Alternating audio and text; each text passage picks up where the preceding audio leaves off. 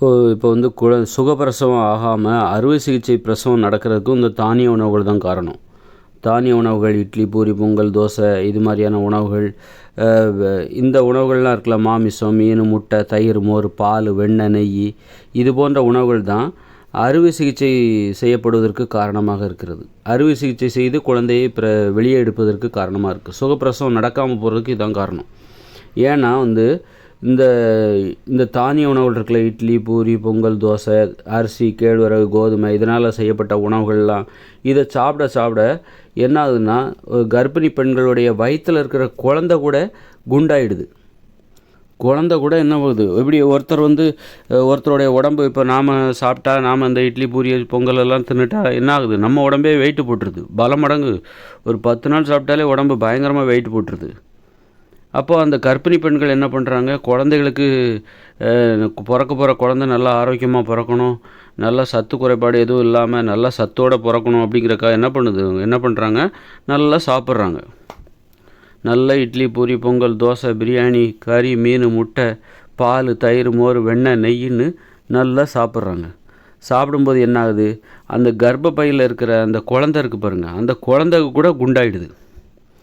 குண்டாகி அந்த கர்ப்பப்பை முழுவதுமாக நிறைந்து விடுகிறது. ஒரு கர்ப்பப்பையில் ஒரு குழந்தை எப்படி இருக்கணும், அந்த குழந்தையை சுற்றி ஒரு திரவம் சுற்றி இருக்கும். அந்த திரவம் தான் அந்த குழந்தைய வந்து பாதுகாக்கும். வெளியில் எந்த அடிபட்டாலும் சரி, ஒரு அம்மா அந்த கர்ப்பிணி பெண் புரண்டு படுத்தாலும் சரி, இல்லை வயிறு இடித்தாலும் சரி, அந்த குழந்தைக்கு எதுவும் ஆகாத அளவுக்கு அந்த குழந்தைய பாதுகாக்கிறதே அந்த கர்ப்பப்பையில் அந்த குழந்தைய சுற்றி இருக்கிற அந்த திரவம் தான். ஒரு நீர் இருக்கும், அந்த திரவம் தான் அந்த குழந்தைய பாதுகாக்கும்.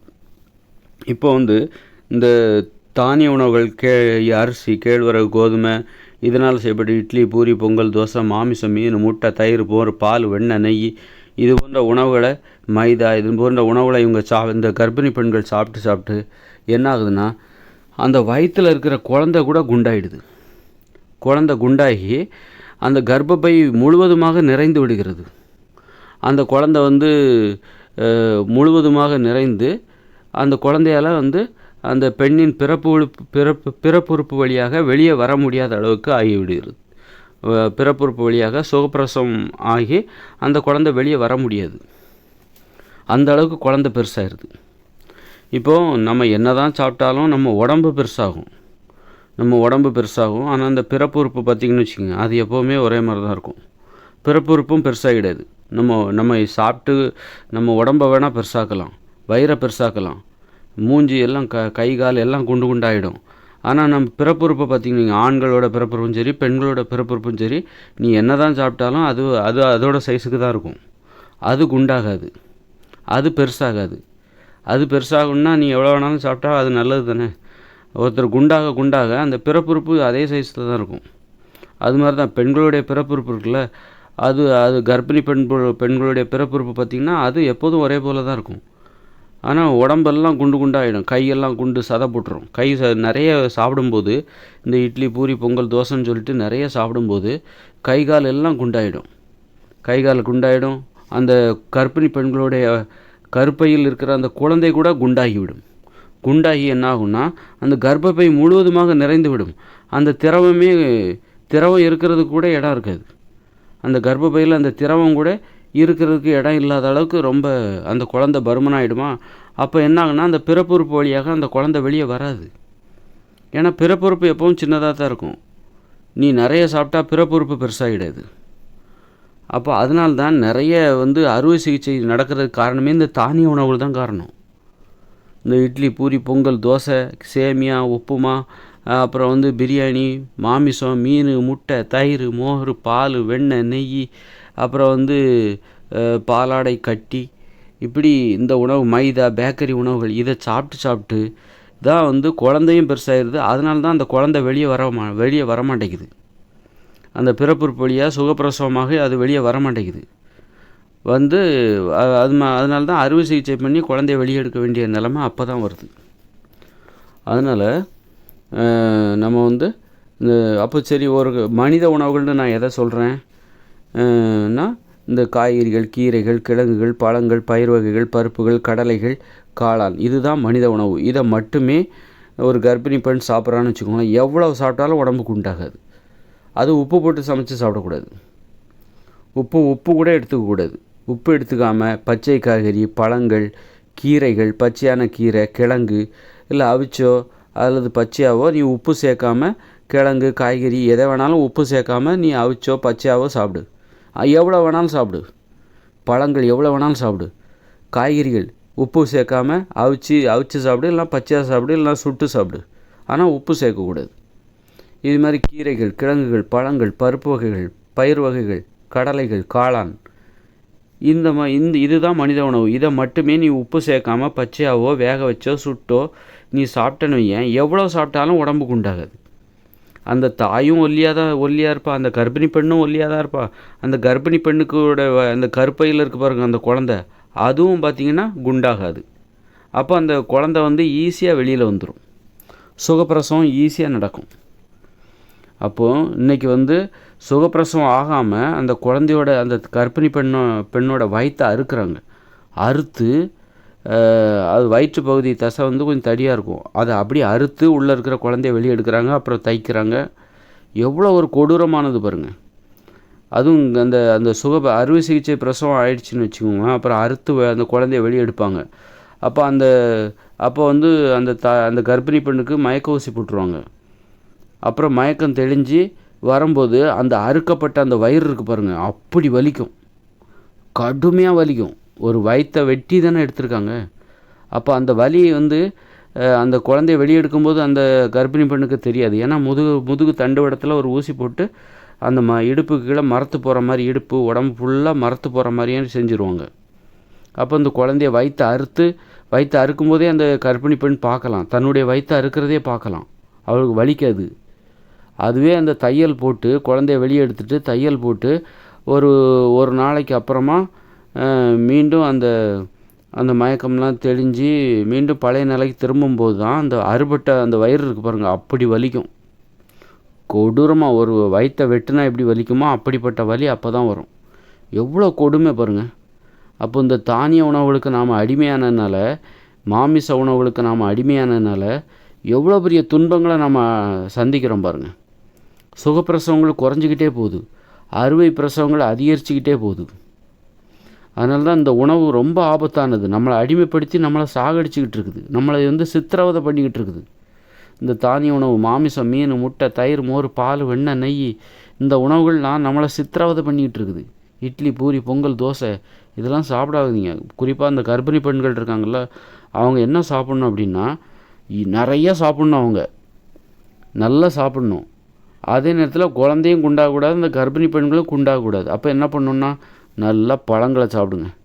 நல்ல ஆப்பிள், ஆரஞ்சு, அன்னாசி, திராட்சை, கொய்யா, மாம்பழம், பலாப்பழம், அது மாதிரி வெண்டைக்காய், கேரட்டு நல்லா சாப்பிடுங்க. சர்க்கரை சேர்த்துக்காதீங்க, உப்பு சேர்த்துக்காதீங்க, நல்லா சாப்பிடுங்க.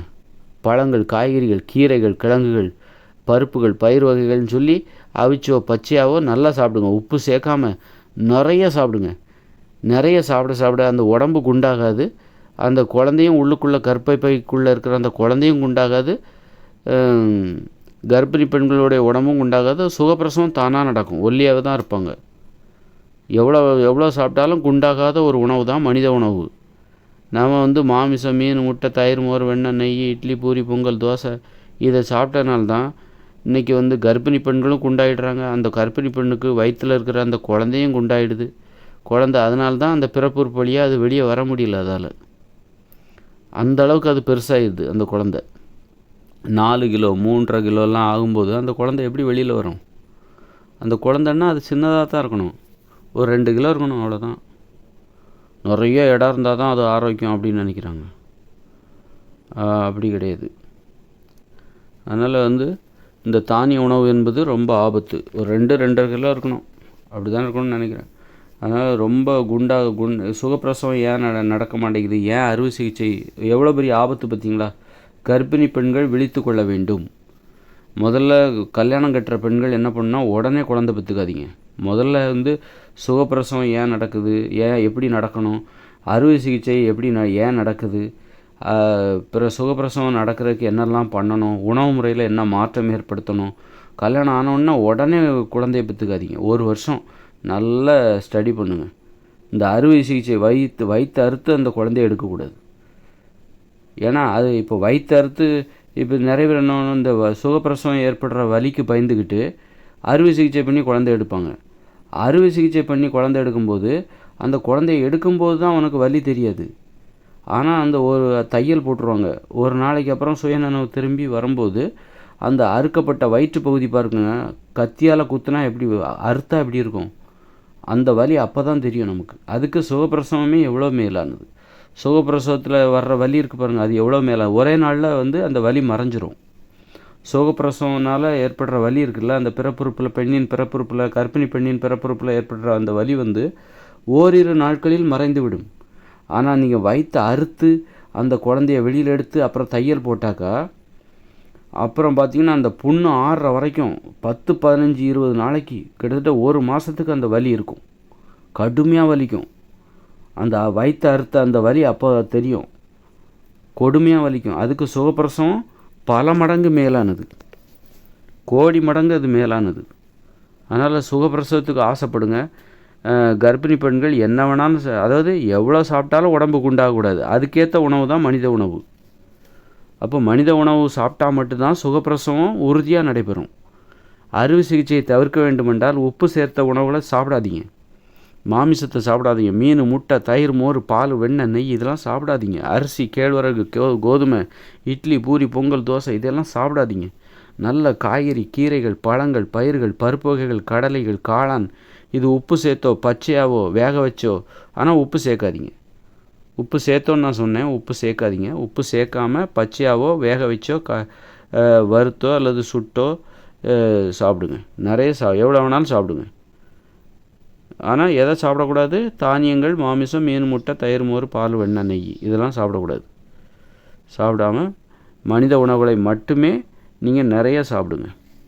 அது மாதிரி கர்ப்பிணி பெண்கள் என்ன பண்ணணும் அப்படின்னா, நிறைய பேர் அந்த கர்ப்ப காலத்தில் வீட்டில் சும்மாவே இருப்பாங்க. அது மாதிரி இருக்கக்கூடாது. கர்ப்பிணி பெண்கள் அதிகாலையில் எழுந்திருக்கணும். நீங்கள் அதிகாலையில் எழுந்தால் நீங்கள் எடுத்த காரியம் வெற்றி அடையும். நீங்கள் உங்கள் லட்சியத்தில் ஜெயிப்பீங்க. ஒரு கர்ப்பிணி பெண்ணுக்கு எது லட்சியமாக இருக்க முடியும்?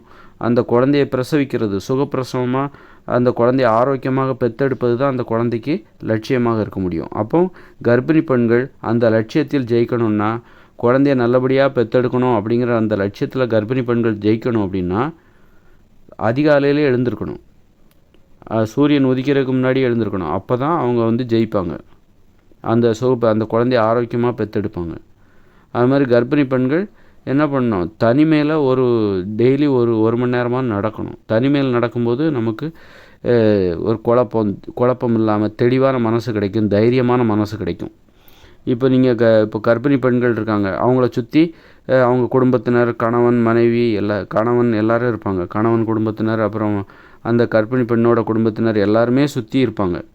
எத்தனை பேர் சுற்றி இருந்தாலும், எத்தனை டாக்டர் சுற்றி இருந்தாலும், அந்த வலி அந்த குழந்தைய பெற்றெடுக்கும்போது இருக்கிற சிரமமும் வலியும் அந்த பெண்ணுக்கு தானே ஏற்பட போகுது. 100 பேர் சுற்றி இருந்தால் 100 பேரும் அந்த வலியை நாங்கள் தாங்கிக்கிறோம் அப்படியா இருக்க போகுது? இல்லை. அந்த வலி, சிரமம் எல்லாத்தையும் அந்த கர்ப்பிணி பெண் தானே அனுபவிக்க போகிறா. அப்போ தனிமை தானே அங்கே உண்மை.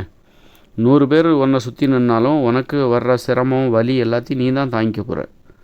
கொஞ்சம் தைரியமாக இருக்கும், கொஞ்சம் ஆறுதலாக இருக்கிற மாதிரி தோணும், அவ்வளோதான். அதுவே உனக்கு ஆறுதலை தந்து விடாது, உனக்கு தீர்வு. அதனால் அப்போது நீ என்ன பண்ண, தனிமை தான் உண்மை. உன்னை சுற்றி 1000 பேர் இருந்தால் கூட உனக்கு உனக்கு வர பிரச்சனையை நீ தான் தாங்கிக்க போகிற. அந்த சுகப்பிரசவம் உனக்குள்ளே தான் நடக்க போகுது. அதனால் ஏற்படுற சுகப்பிரசவமோ அறுவை சிகிச்சையோ உனக்குள்ளே தான் நடக்க போகுது. அதனால் ஏற்படுற வலியை நீ தான் தாங்கிக்க போகிற. அதனால் நீ அந்த தனிமை தான் உண்மைங்கிறத தெரிஞ்சுக்கிறதுக்காகவே நீ என்ன பண்ணணும், தினமும் கர்ப்பிணி பெண்கள் ஒரு அரை மணி நேரம், ஒரு 2-3 கிலோமீட்டர் நடந்து போயிட்டு வரணும். தனிமையில் வேகமாக நடக்கணுங்கிற அவசியம் கிடையாது, சாவகாசமாக நடந்து போயிட்டு வரணும்.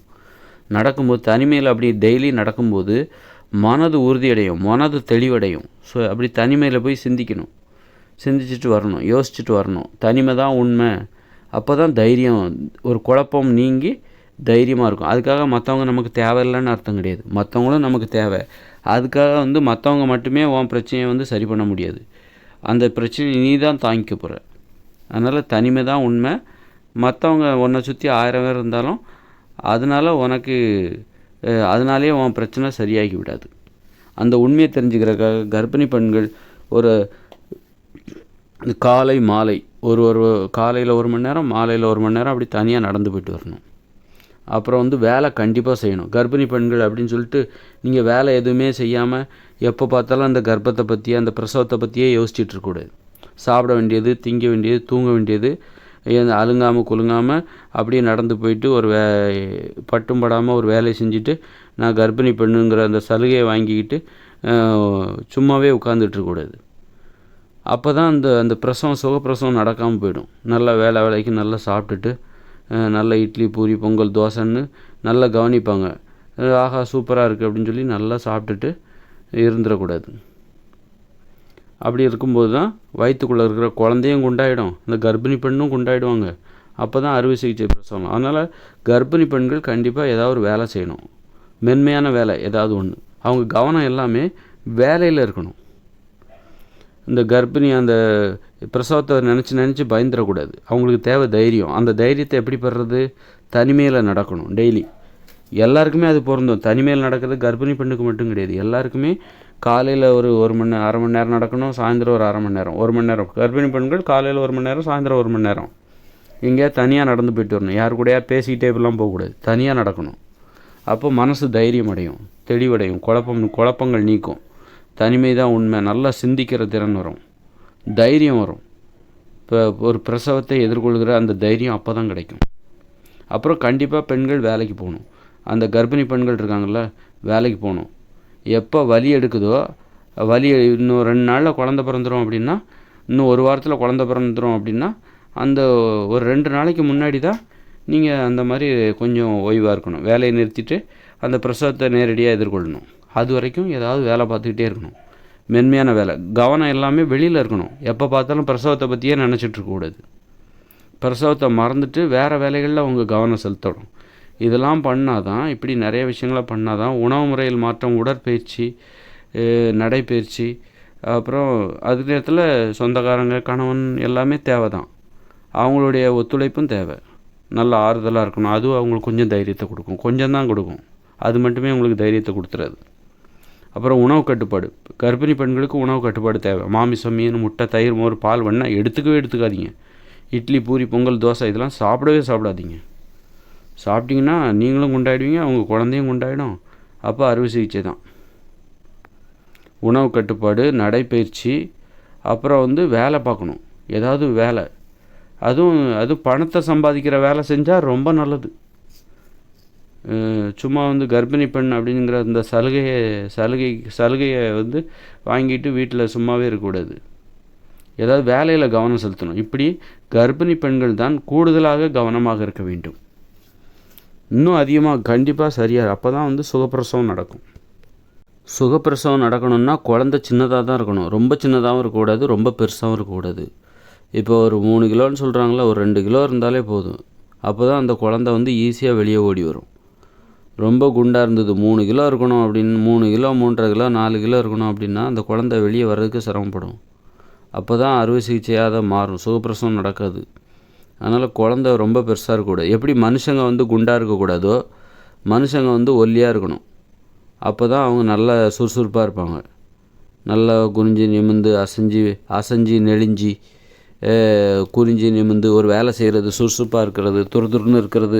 ஒரு மனுஷங்க எப்படி இருந்தால் நல்லா சுறுசுறுப்பாக இருப்பாங்க, வேகமாக இருப்பாங்க, நல்லா உழைப்பாங்க. யார் எப்படி இருந்தால் ஒல்லியாக இருக்கணும்னு தானே எல்லாருமே நினைக்கிறாங்க. அது மாதிரி குழந்தையும் அப்படி தான், ஒல்லியாக தான் இருக்கணும். குழந்தையும் ஒல்லியாக தான் இருக்கணும். குழந்தையும் குண்டாக இருக்கக்கூடாது. அப்போ தான் அந்த குழந்தை ஈஸியாக வெளியே ஓடி வரும். வெளியில் வந்து சுகப்பிரசவமாக வெளியில் ஓடி வரும். அதனால் குழந்தை கொழுன்னு இருக்கணும், குண்டாக இருக்கணும் அப்படின்னா அது எப்படி வெளியில் ஓடி வரும்? அது குழந்தை வந்து நெளியாது. குண்டாக இருந்தால் ஒருத்தரால் நெளிய முடியாதுல்ல, வளைய முடியாது, குனிய முடியாது. ஒரு குண்டாக இருக்கிற நாமளே குண்டாக இருக்கிறோன்னு வச்சுக்கோங்க, நம்மளால் நடக்க முடியாது, வளைய முடியாது, குனிய முடியாது, அசைய முடியாது. அது மாதிரி குழந்தையும் குண்டாக இருக்குதுன்னு வச்சுக்கோங்க, அந்த குழந்தையால் அசைய முடியாது, வளைய முடியாது, நெளிய முடியாது. அப்போ தான் வந்து அறுவை சிகிச்சை பிரசவம், சுகப்பிரசவம் நடக்காது. அப்போ ஒரு குழந்தை ஒல்லியாக இருந்துச்சுன்னா அது நல்லா வளையும், குனியும், நிமிரும், அப்படி நெளியும், அசையும். அப்போ ஈஸியாக வெளியே ஓடி வந்துடும். பிரசவத்தின் போது ஈஸியாக வெளியில் ஓடி வந்துடும். அதனால் குழந்தை எப்போவுமே ரொம்ப எடை அதிகமாக இருக்குன்னு நினைக்காதீங்க, ரொம்பவும் எடை குறைவாகவும் இருக்கக்கூடாது. சும்மா குறைந்த எடை போதுமானது, ஒல்லியாக இருக்கணும் குழந்தை.